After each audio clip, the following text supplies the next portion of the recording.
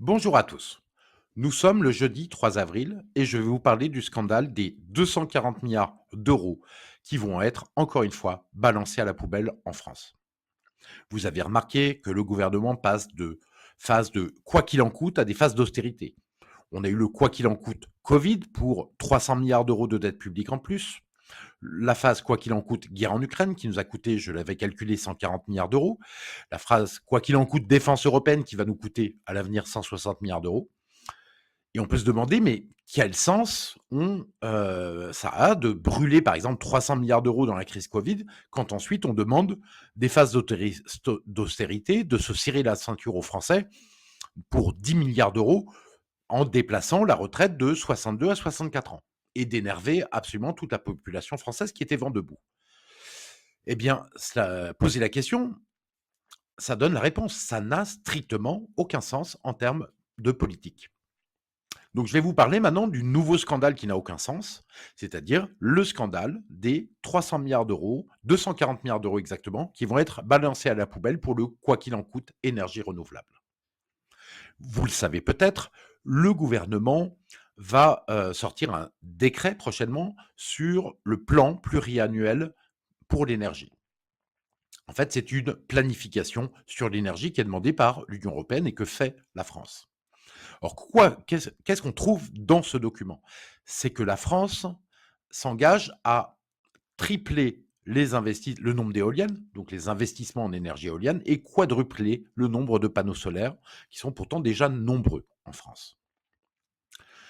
La France est obligée de produire une part de 42% d'énergie renouvelable dans sa production d'électricité totale. Sinon, comme vous le voyez sur cet article, elle subit des amendes et des pressions de l'Union européenne.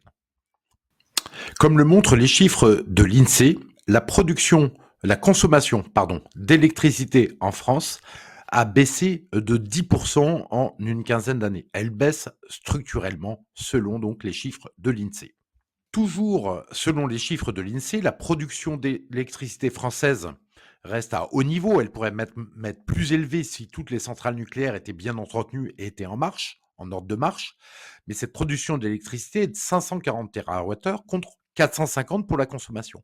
Donc en fait, il y a 90 TWh d'excès de production qui sont exportés avec des prix pas forcément géniaux, mais des prix corrects pour l'instant vers les pays étrangers. C'est-à-dire 20% de la production d'électricité française est exportée aujourd'hui, c'est considérable. Et quand vous regardez les chiffres du gouvernement, du ministère de la Transition énergétique, que vous faites une petite règle de 3, vous vous rendez compte que ce triplement des éoliennes et ce quadruplement des panneaux solaires, ça va coûter 70 milliards d'euros et 70 milliards d'euros, donc 140 milliards d'euros au total.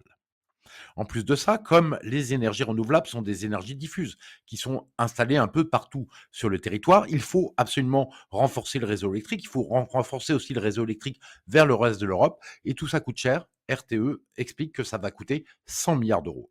Donc nous sommes globalement sur 240 milliards d'euros d'investissement pour produire beaucoup plus d'électricité renouvelable. Le problème de tout cela, alors ce chiffre est à peu près juste en termes d'ordre de grandeur, puisque le commissariat à l'énergie atomique trouve, lui, 300 milliards d'euros pour les énergies renouvelables dans l'investissement à venir. Le problème, c'est que ces 240 milliards d'euros, ils vont servir à quoi? Cette électricité supplémentaire va servir à quoi? En fait, on l'aura quand il y aura du vent et du soleil en France. Or, quand il y a du vent et du soleil en France, très souvent, il y en a aussi dans le reste de l'Europe.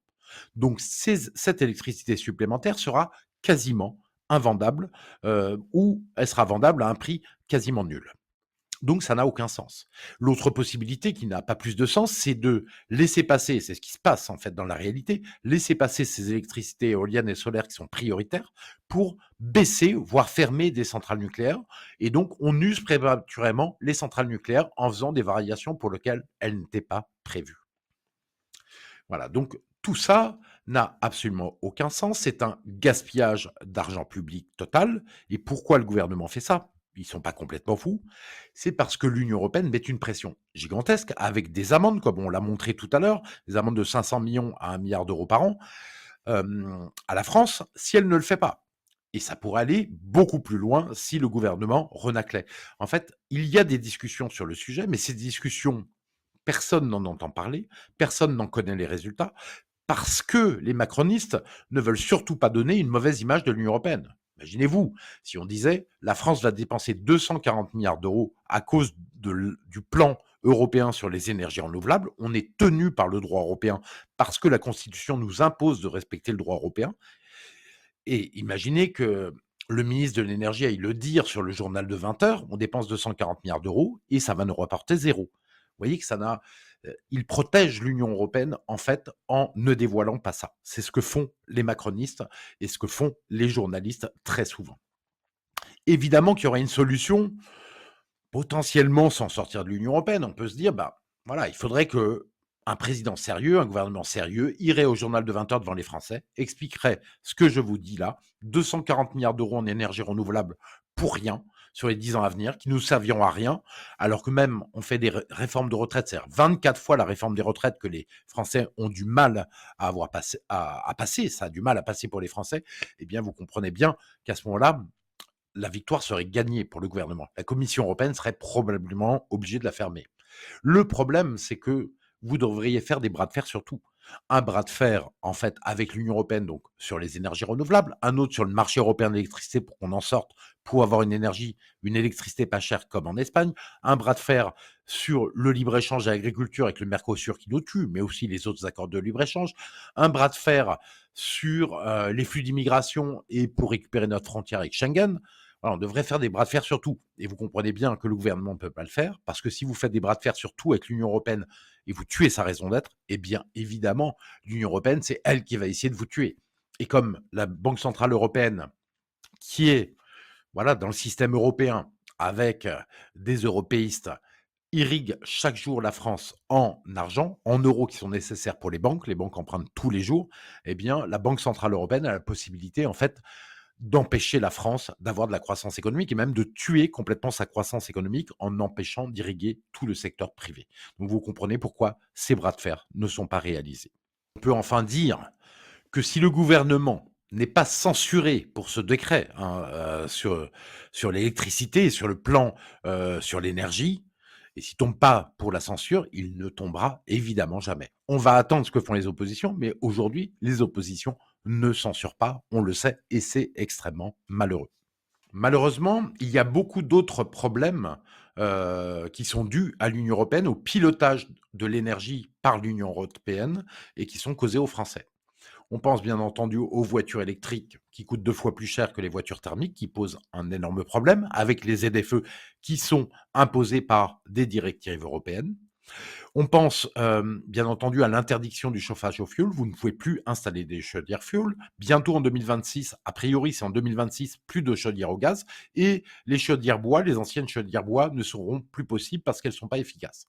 Donc on se rend compte en fait, que comment les Français vont se chauffer? Avec quoi les Français vont se chauffer?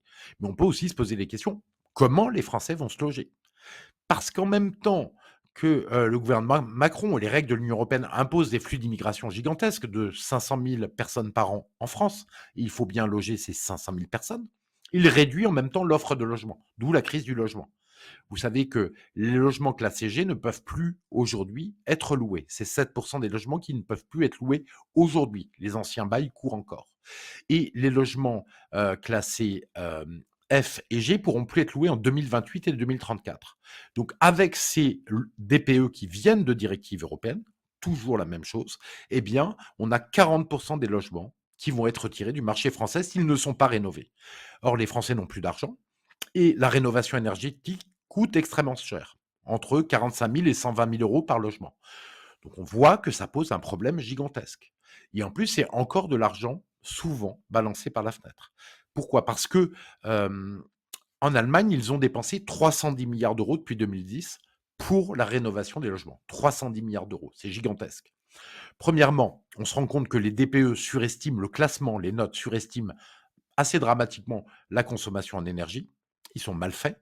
Et deuxièmement, on se rend compte que quand les gens, en fait, ont amélioré l'isolation, en fait, ils consomment plus d'énergie pour plus se chauffer. Donc, grosso modo, en Allemagne, ça n'a servi à peu près à rien de dépenser 300 000 milliards, 300 milliards en isolation.